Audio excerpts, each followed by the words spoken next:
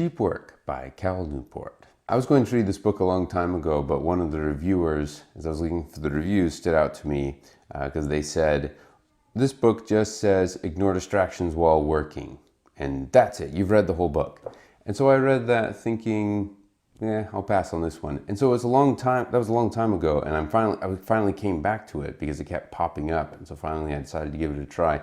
I'm really glad I did because it turns out that this book is a lot more helpful than just ignore all distractions, even though that is basically the central theme of the book. So this book talks about the difference between deep work and shallow work. We tend to fill our time with shallow work, and it's stopping us from going from good to great in a lot of respects, because being great at something means you have to be able to have that time to focus and really develop whatever it is that you want to be great at. So in order to embrace this idea of working deeply, he has 4 rules to follow.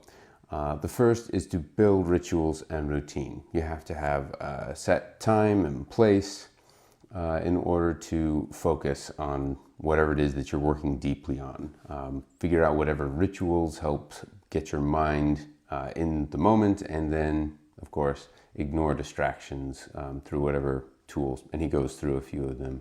The second rule is embrace boredom. In particular, this rule is about developing the mental muscle that's required to work deeply, to focus on the one thing that you want. Because if you spend the rest of your day doing all these shallow things to occupy your mind, then it's hard to focus on the one thing, because you're going to want to be distracted while you should be focused. So he talks about being okay with being bored and not pulling out your phone and checking social media every idle moment that you have. Which leads to rule number 3 of quit social media. He doesn't say that as a absolute statement so much in the book as, if you're going to use social media, limit it in some way. Limit it to certain hours or days of the week, whatever works for you. But the important thing is you put it in its own box, and so that's not just the time filler of days. Rule number 4 is drain the shallows. Focus on the deep work and ignore the shallow stuff that doesn't actually make any difference to what you want to accomplish in the day.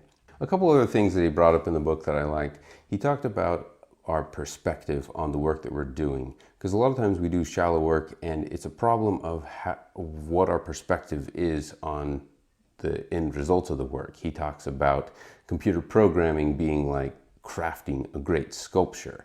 And I think this is an understated point of the book that I actually would be okay with him talking about more, because I think that is a big reason why we work shallowly. It's our perspective on what we're doing.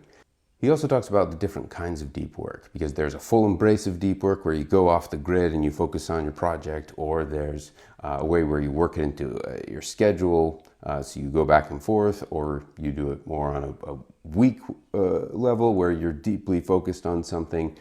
So there's flexibility to whatever your situation is. So I think that's helpful. Overall, I think this book is a very worthwhile read. It gets at a lot of issues that I think, as we become more shallow as a society, this book is going to be increasingly relevant because it's going to be harder and harder to work deeply. There's going to be more and more distractions for our time.